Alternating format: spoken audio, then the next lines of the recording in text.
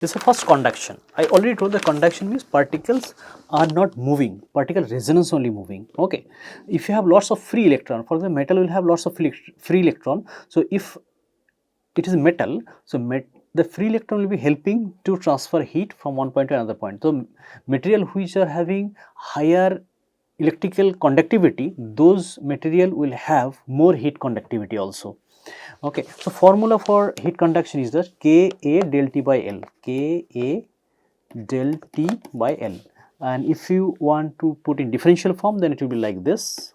Negative sign will be coming because whenever heat is transferring from hot body to cold body, your Q will be reduced. Then dt by dx or dl will be there. Okay, if you are putting in terms of differential form. So if temperature and length is changing, so in that case you have to put differential form.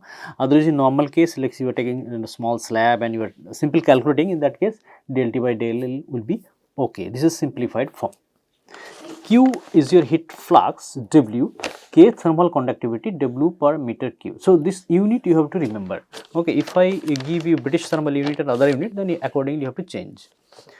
T temperature difference, L is length, del T by del L called thermal gradient.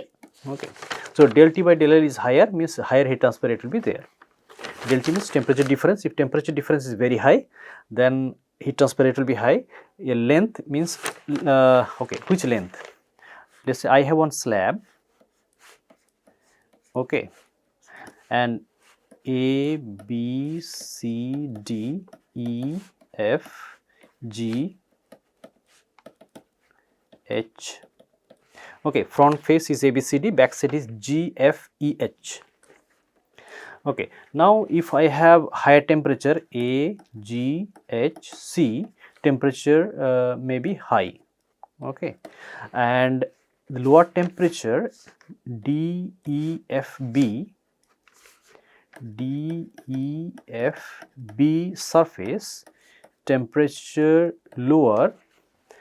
Okay, so this surface and backside this surface. One surface temperature high, another surface temperature low. Then which length you will be considering? Your length will be CD if it is a simple rectangle block. So your L will be CD actually. And what will be the area? Area will be AGHC. So area will be area, length, area will be AC into HC. Okay, this is a rectangular area. Because this is completely rectangular, so both side area DEFB and CHGA, all both area are equal, I am assuming. Okay. Now conductivity of different material. If you see this one, copper is having very high conductivity, silver is having further higher, aluminum is around 250, steel 60, water 0.6, air is very low. So air is actually almost, it can be used as an insulator, right?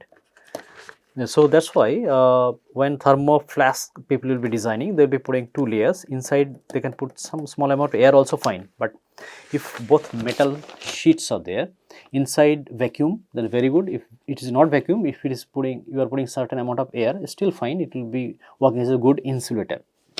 Okay, whenever you are designing in a heat exchanger, normal choice of metal will be copper. Why not Ag? Silver is expensive. Okay, so that's why people will not make using silver. And then another choice will be there copper or aluminum. Gold also very high conductive material, so we also again will not use gold because it's expensive. Aluminum can be used in many places, it is used also, but aluminum material is very soft. Okay, so normal use will be copper. Okay, iron sometime it is used for your heat exchanger applications, but normally copper is the best choice. Even copper wire for electrical conductivity also copper wire used. So your heat transfer application also copper pipes will be used normally. So this will be giving more heat transfer rate. Okay, now you see one problem here. Calculate heat transfer rate per meter square of a board of 0.5 meter thickness, del T given, K given.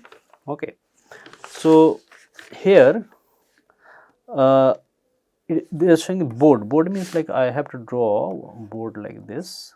So this is flat and this is thickness. Okay, and it is given 0.5 meter thickness. So thickness means this is given 0.5 meter.